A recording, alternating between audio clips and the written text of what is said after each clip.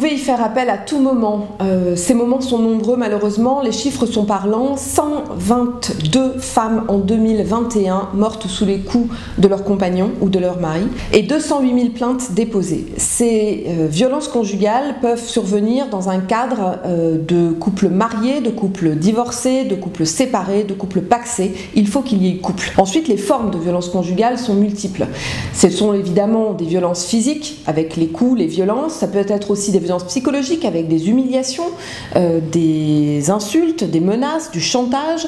Ce peut être aussi des violences sexuelles avec le viol, les agressions sexuelles et puis les violences économiques avec le contrôle de vos moyens de paiement, le contrôle de votre travail. Vous contrôler et faire en sorte que vous vous pliez à sa volonté. Si vous êtes victime de ces agissements-là et que vous avez décidé qu'il fallait que cela cesse, allez voir un avocat. Nous allons déterminer ensemble la meilleure stratégie possible. Nous allons vous aiguiller sur les éléments de preuve à réunir pour obtenir gain de cause, des SMS, certificats médicaux, témoignages. Nous vous aiguillerons, nous vous épaulerons, nous vous aiderons, nous vous écouterons, nous vous conseillerons. Et cette stratégie-là aboutira à faire cesser les faits que vous subissez, d'une part et primordialement, et ensuite visera à obtenir réparation du préjudice qui est le vôtre. Mais au-delà, nous allons avec Aline tout faire pour déterminer avec vous la meilleure des stratégies possibles pour préserver tout l'ensemble de votre vie et notamment votre vie familiale. Aline. Nous avons à votre disposition également l'ordonnance de protection. C'est un dispositif qui existe depuis 2010,